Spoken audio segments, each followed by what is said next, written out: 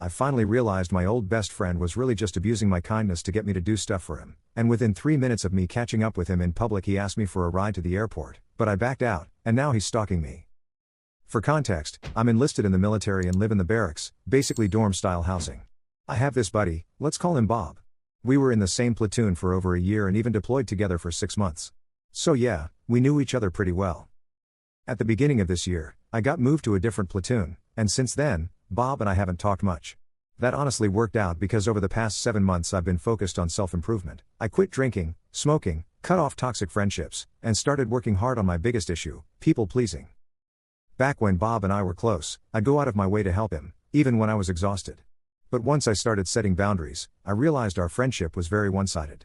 He never reached out unless he needed something, and even when I hung out at his place, usually only because our mutual friend, let's call him Ryan, invited me, Bob would ask me to help him clean or do random chores, never Ryan, just me. It annoyed me, but I kept helping to avoid drama. Eventually, I stopped answering his calls. I wasn't trying to be a jerk, I was just tired of being used. Anyway, fast forward to Friday. I run into Bob at work, give him a polite what's up, and within 3 minutes, he asks me to drive him to the airport this weekend. Out of old habit, I say yes, immediately regret it and spend the day trying to think of a way out. A couple hours later, I text him saying something came up and I can't do it. He replies, all good, thanks. Cool, I think we're done here. But today, I get 3 missed calls from him. I ignore them. Not 5 minutes later, someone knocks on my door. It's Ryan. Myself and Ryan live in the barracks, and Bob lives off base housing. I'm almost certain Bob asked him to come check if I was in my room. Ryan's got his girlfriend with him this weekend, so obviously he's not trying to be Bob's ride either. Can't blame him. About 1 minute after the knocks on my door, I hear someone lurking outside my window.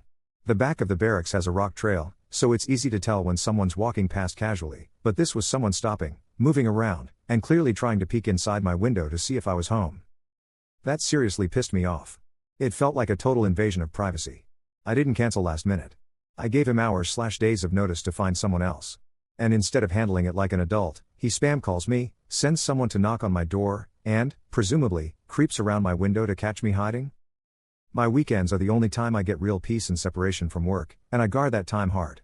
So yeah, I ignored the calls and the door knock, and I didn't respond to anything after that.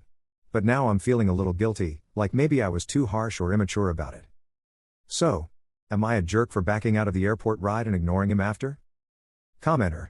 NTA. You gave him loads of warning, he had time to sort something else or grab a cab/Uber. He's a grown-up man. Update. So, turns out the airport ride wasn't the full story.